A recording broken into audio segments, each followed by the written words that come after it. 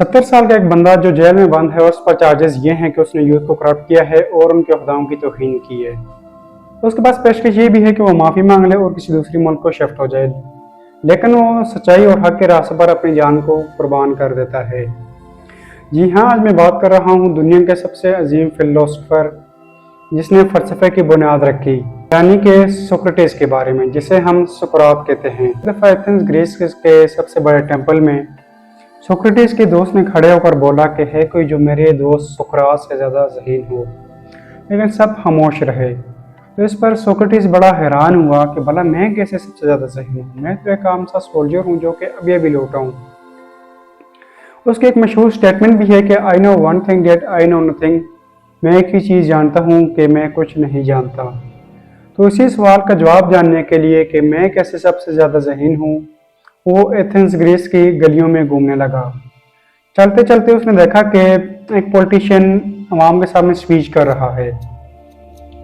जैसे ही स्पीच खत्म हुई तो सुकरात पॉलिटिशियन के पास गया और पूछने लगा कि तुमने इंसाफ की बात की है, तुम्हारी नज़र में इंसाफ क्या है?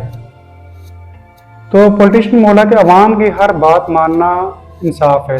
तो सुकरात ने पॉलिटिशियन को कहा कि कल का अवाम बोले कि हमने कमज़ोर का हक खाना है, तो क्या ये इंसाफ होगा? तो इस पर पॉलिटिशियन काफ़ी हैरान हुआ और खामोश हो गया। सुकरात ने क्वेश्चन पूछा कि आपने कहा कि मैं अवाम की खिदमत करूँगा, अवाम की खिदमत करने का मतलब क्या है कि अवाम की हर बात मानना या वो करना जो कि ठीक है?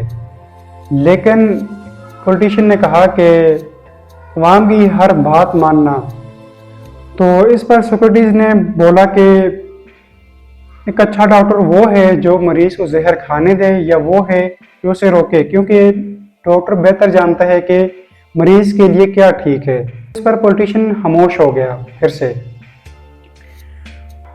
तो सोक्रेटिस ने फिर से क्वेश्चन किया पॉलिटिशियन को कि आपने कहा कि मैं करप्शन खत्म करूंगा, करप्शन का मतलब क्या है? सिर्फ पैसे चोरी करने का नाम है या फिर अपनी पावर को अपने घर और अपने मफाद के लिए यूज करने का नाम भी करप्शन है?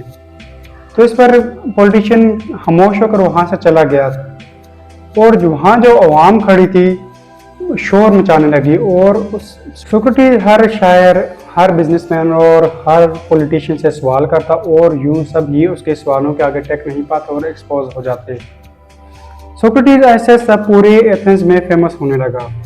सोक्रेटिस बड़े बड़े लोगों से सवाल करता और सब ही उसके सवालों के आगे टेक नहीं पाते और एक्सपोज हो जाते।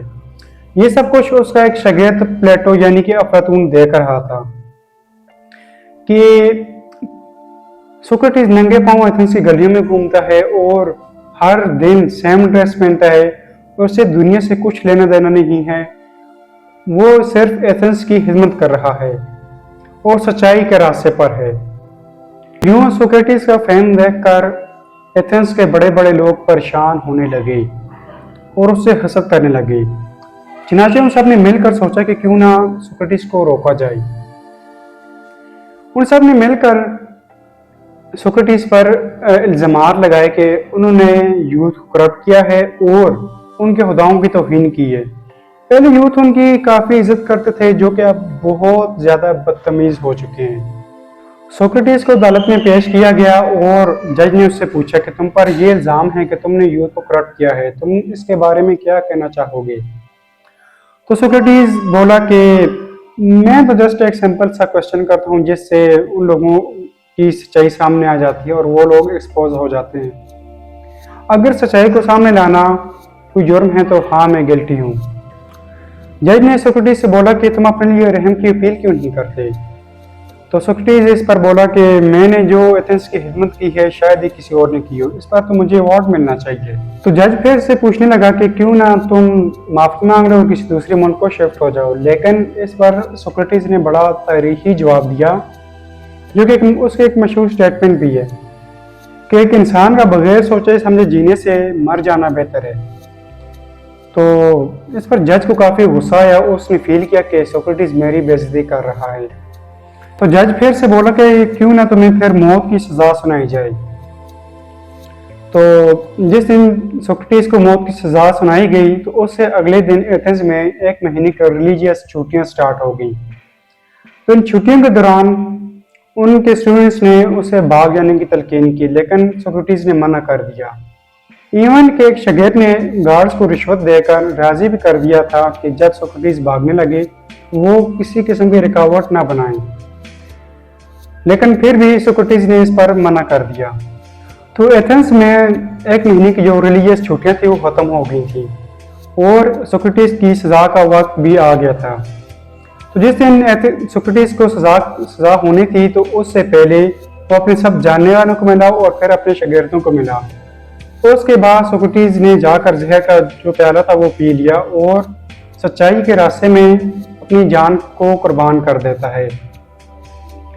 तो इस दिन दुनिया के एक अजीम फिलोसफर जिसने फलसफे की बुनियाद रखी थी वो इस दुनिया से रुखसत हो जाता है। ये सब उसके शागिर्द देख रहे थे और उनमें उसका एक शागिर्द प्लेटो भी था जो कि इस पर बड़ा खफा होता है और फिर वो सोक्रेटिस के मिशन को आगे बढ़ाने का इरादा करता है, जो कि उसने आगे बढ़ाया भी। उसने डिफरेंट बुक भी लिखी। सुकरात के शागिर्द प्लेटो थे और फिर प्लेटो से अरिस्टोटल और अरिस्टोटल के शागिर्द अलेक्जेंडर द ग्रेट छोटी सी उम्र में दुनिया की सबसे बड़ी सल्तनत की बुनियाद रखते हैं।